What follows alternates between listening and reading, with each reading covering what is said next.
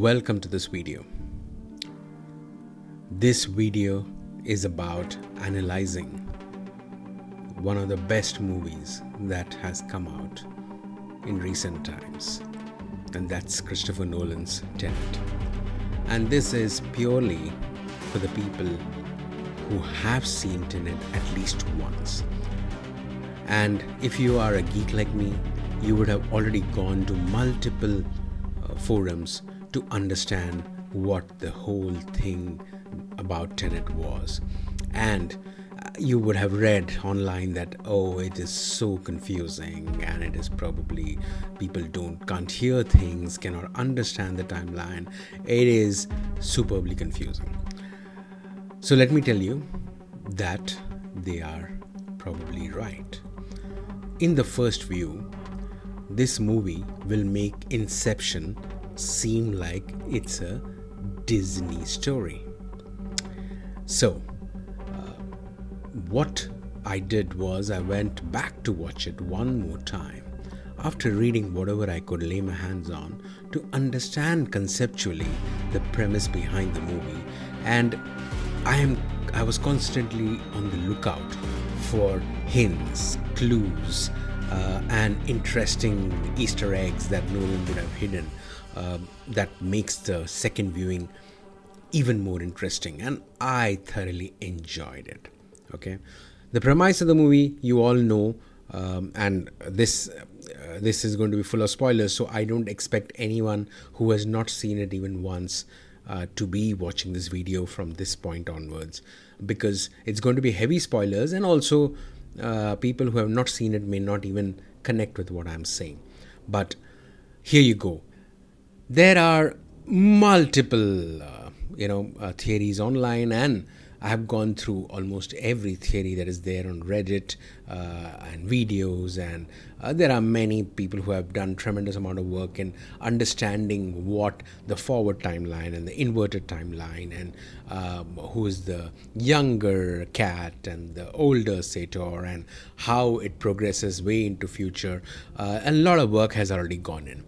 But one of the biggest challenges which I see in all these maps and visuals is that, yes, it shows how detailed the storyline is, it shows how detailed the plot is, and it shows how much thought has actually gone into creating this narrative structure, which is, believe me, it's amazing once you get into the details and get into those small aspects, which gives you the thrill of the ending of Inception all over again once you read and once you know what the structure is. It's a feeling that you get it multiple times across the movie, and particularly in your second viewing. Let's get one thing out of the way.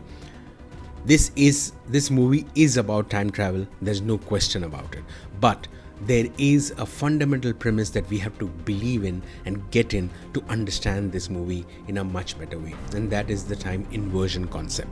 So you all already know what the inversion concept is about. That means that you can actually, there are these machines who would be able to invert you back into your time, moving backwards into time, where you are inverted but while everyone else is moving forward. The difference of time inversion versus time travel, as shown in many other movies and series, is this point. The point being that if you invert, you cannot go back to 10 minutes earlier by jumping it, or 1 hour or 1 year. You cannot just be in 2020 and then jump and go to 1990, which used to be the premise of how Terminator, Back to the Future, and so on and so forth were conceived. In this case, if you have to go to the past, you have to invert yourself, and you are traveling back as a mirror image, not rather a mirror image, but another version of you who's traveling back in the same timeline. The way that I'm going to share this entire story with you is going to be like this. Now, what you see on your screen is basically I have taken four main characters of the movie: John / the protagonist, Neil, Cat and Sator. Okay, each of them are represented in blue, green, pink, and orange. And then at the bottom, you will see all the key highlights of the entire story. And you'll see the opera at the Key, the yacht in Vietnam, the Stars 12 Russia, Mumbai, London, the airport in Oslo, the boat dinner, the sailing, the freeway heist, the freeway chase, the epilogue in the school, and then somewhere in the future where Tenet was created, and then somewhere much more into the future where Neil was recruited, as you already know from the movie that how Neil was recruited. And all the blue and green boxes that you see are where where clearly the time styles are available and people can invert themselves or revert themselves. All right, so let's move into understanding how this timeline works. So what I'm going to show you is each of these characters, whether it's John or Neil or Cat or Sator, are going to move through this timeline, okay, as the movie progresses in a linear way. And I'm going to show this timeline through the protagonist's perspective or John's perspective, because the perspective is very important, and we'll come towards the end of the video why the perspective is super duper important to understand this. Now, John is the one who's basically narrating, or we are seeing it from his eyes, and this timeline moves. The first forward one we are taking as red dots, and once they invert it becomes blue dots, and if they invert once more we are going to use a different color.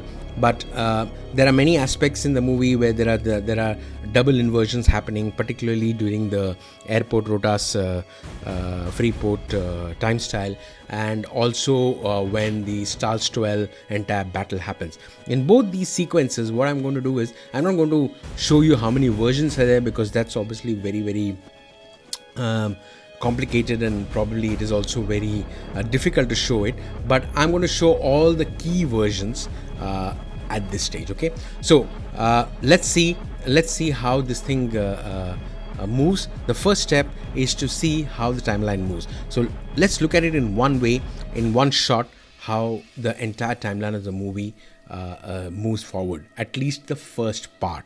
So that's the protagonist. He's moving in. There is few. He meets Neil. He meets Cat. He meets Sator, and they stop. Okay, they stop at the whole story happens, and they stop at the freeway chase and the final Talon time style where they invert. All right. So now let us see how this whole thing goes and how it moves forward from here. So now let's look at the first step. We know the movie starts off with the opera, the Russians catching John, then him being recruited into Tenet, given the word Tenet, and he learns about time inversion. And at this point, there is a black star that you see right on top, which is about right. Let me take it here. This is the star where which I'm indicating is essentially the reverse Neil, who is about to save him. And as we know later on in the movie, that's what happens. Okay, now let's move on to the next part. John then moves on to Mumbai. He meets two new characters. One is Neil, one is Priya, and then he learns more about this whole operation and how from the future things are being sent back, and there is obviously a lot of things happening behind the scene, and that's where Neil and John meet for the first time. Okay. Then he goes to meet Michael, and at this point obviously they have not met Cat, but Michael tells him about Cat, and he tells him about Sator, and he basically gives him the painting, the fake ones, fake Goyas, and says that this is the second Goya and made by Arepo. All right, and that's what happens in London. And then he meets Cat, and Cat is supposed to be essentially estranged from her husband and from Sator, and he basically decides to help her out, okay, so that he could get close to Sator. And that's why the elaborate, mind-boggling airport scene is staged, and the whole thing is amazing. It could be a 1-hour video in itself in terms of where the entire fight happens. He meets himself from the future, but at this moment the audience doesn't know, so that's why I'm not put it, but we will come back to this. Okay, now moving forward, He goes, meets Priya. Priya tells him about the time styles and basically tells him about where these time styles are. There is one in Talon. She tells him that he has to get the plutonium. That's one way to get closer to Sator. They get onto the boat. Another very heady sequence where Sator is introduced for the first time and he decides to kill him, but he gets he's about to die and John saves him. Moving on, Sator decides that he will not work with John, and then he will allow him to steal it, and then he will steal it back from him. Again, it's a very complicated thing, but essentially, if you understand that this whole heist sequence was designed while everybody was on the same timeline. So till now, whatever you've seen, okay, each of these people are on the same timeline and the same timestamp, and they are moving ahead in the same time, right? So there is no back and forth, plus and minus at the moment. So John steals the plutonium, and then Sator is planning to do this entire thing called the temporal pincer movement. Okay, this is where things starts getting crazy in the movie, and we all love the sequence where the entire highway chase has been filmed with two teams. One is moving forward, one is moving backward in time, one is wearing the mask, so we know who it is. And this entire freeway chase, while it's moving forward, while everyone is in red, this whole sequence happens, and the exchange of the plutonium box happens, and we know that that's not plutonium, and that's a part of a bigger algorithm. There are 9 parts of the algorithm later. All right, so at this moment, in my mind, we have reached a theoretical midway point of the movie. Why? Because right after this, there is a time style there, and that time style everybody inverts. Okay, and every character here in this plot inverts in this timeline, in this time style. And while inverting, that's where the whole sequence about John understanding about how the reverse thing works. There is a reverse bullet that Sator shoots Cat, and then the whole thing about recovering of the plutonium and blowing up the car with John inside. All the sequence happens that you see on the screen. Again, very impressive, but at this point, the movie is not going forward, the movie is going backward in our mind, right? And you will see how. Now, so the next step that you will see from here is that essentially they all move backwards. Again, going through various aspects, they come to the airport, there is a sequence, then they invert again, and then they revert, and then they invert again to go back to the whole final act. Okay, so this is the POV from the protagonist point of view. So John, now there are two Johns, one is moving forward, one is moving revert, and then they have at least one inversion again and one reversion again during that part. Okay, so now let's see how this goes ahead in the next part. So now what happens is they all invert and they are going back in the ship. Cat is taken in because she is shot, and they have to get back into the Oslo. So now if you look at it, the blue characters are back in Oslo, and that's where John fights with John. Neil is there, and there is another Neil obviously in the timeline somewhere, and Cat, there is another Cat in the timeline which we don't see very conveniently, but that's fine, and because it breaks the narrative flow. There are two Sators. So one Sator is obviously traveling back to the yacht as per the plan, and one Sator is moving forward because he is the original one that met. So now if you look at it in every timeline, as we go back in every incident, there are all these characters, and all these characters are still here.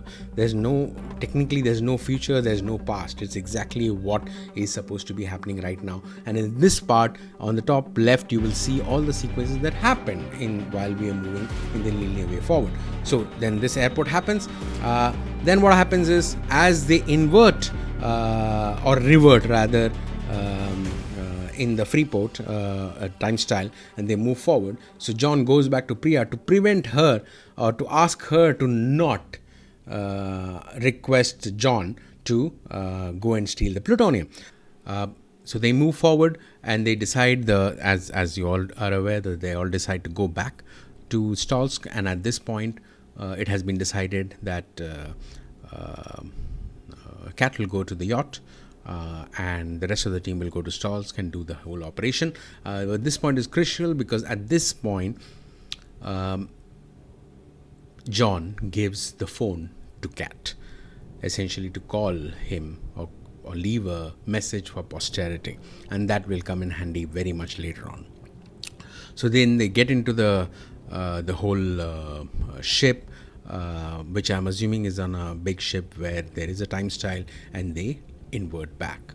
Once they invert back, they go back into the whole Stars 12, and she goes back to the yacht.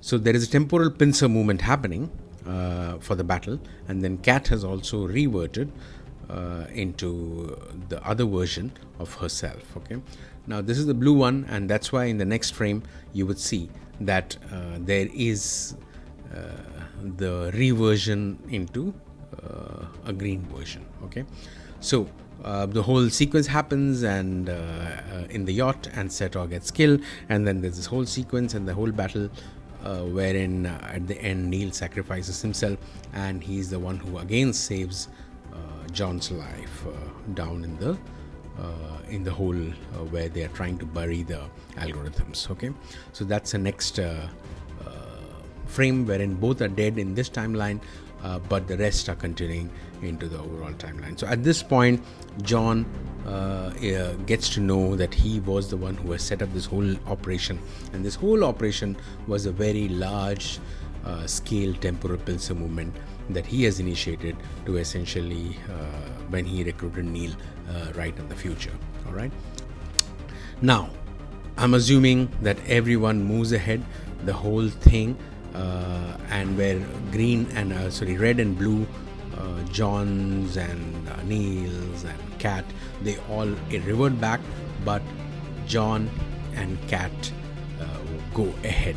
All right, go ahead into the future, and at that point, somewhere in the future Tenet is created. Somewhere in the future there's a recruitment of Neil that happens. Okay, so at this point, what I feel is where the movie showed the epilogue, wherein there is a portion where the phone call that was sent, that was made by Cat, and John appears and kills Priya because she would have killed Cat at that particular moment.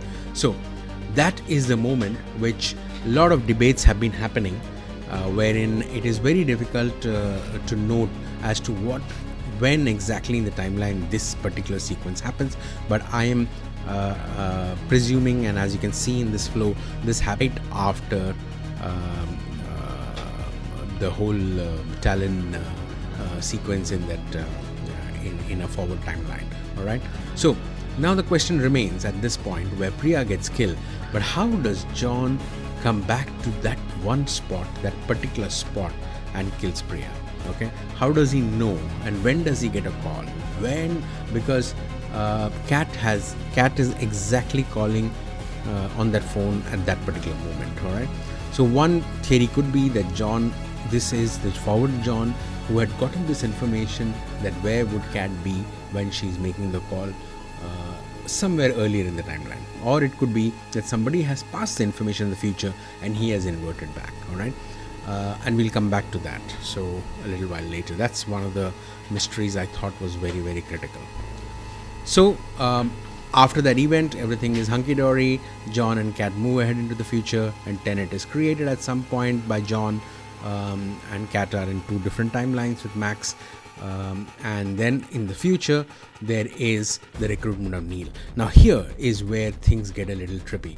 Now let us assume that Neil was recruited in the future timeline, and there are many theories which says that Cat and Neil are related by where Neil is Max actually, and he has been sent back into the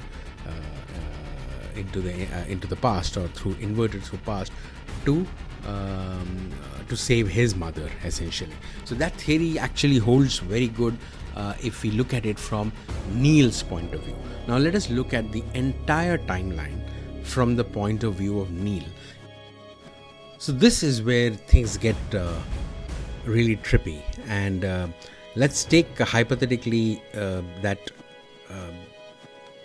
theory that Max is actually Neil and Cat's son way into the future, and John recruits him to basically execute this vast temporal pincer movement that you see on screen.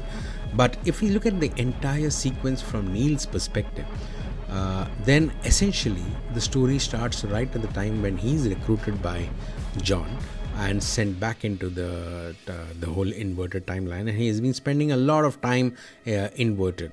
And essentially the video would look somewhat like this, all right, wherein you look at the blood dot, and that blood dot is Neil. He is coming back, and he is a part of this entire operation. He goes back, he saves John at the opera, then he is able to save John again in a couple of places wherever, as we have seen in the movie, and then he reverts and completely follows the whole trajectory back to that point where he gets killed.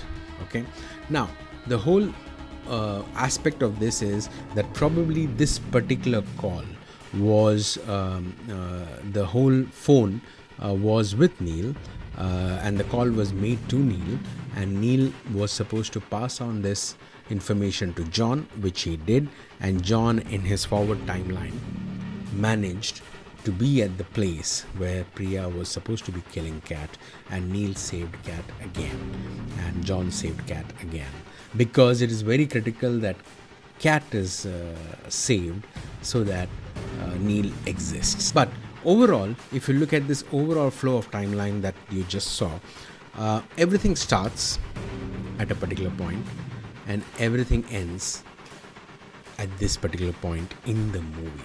Okay, so this movie is a vast palindrome in a way, wherein you look at it from the forward or you look at it from the backward, everything is same. So in a nutshell, looking at this timeline in a very linear way, as we are seeing now, is probably the best way, because this makes me understand the movie much better. It makes me want to go back and see the movie once more, and appreciate the kind of thought that has been put behind this movie by Nolan, and giving us yet another mind-bending blockbuster, and making us go back to the cinemas, and giving all the fans something to rejoice. All right, there are 3 or 4 things in the movie which I think will make you actually go back and see the movie once more. Now, there are so many ways that we know that the Sator Square has been referenced, where Sator, Arepo, Tenet, Opera, and Rotas have been mentioned in the movie. The Tenet, obviously, is the title of the movie. Sator is the main protagonist, antagonist rather, and Opera is the place where the movie starts. Rotas is the freehold, the free port rather. But Arepo has been mentioned only once. Now, Michael makes one very subtle line, which I think I heard, where he says that Arepo and Kat share a special bond. Now, everything is left at that particular point, and nobody knows what exactly he means. Now, that's a very critical point, whereas in Sator Square, why would there be a reference to a forger who is there just for the sake of the forgery, and then gone, not even referenced or not even shown? Later, when John tells Kat that that he has actually spoken to Arepo, she said that's not possible. So one assumption is either that Arepo person is dead, or there is some other reason, because if and this is another theory that I have, if Arepo is actually Neil, who has been coming back and going back into the timeline and actually creates that painting, that would probably close the loop, and Arepo and Kat actually share a special bond because he's actually Max.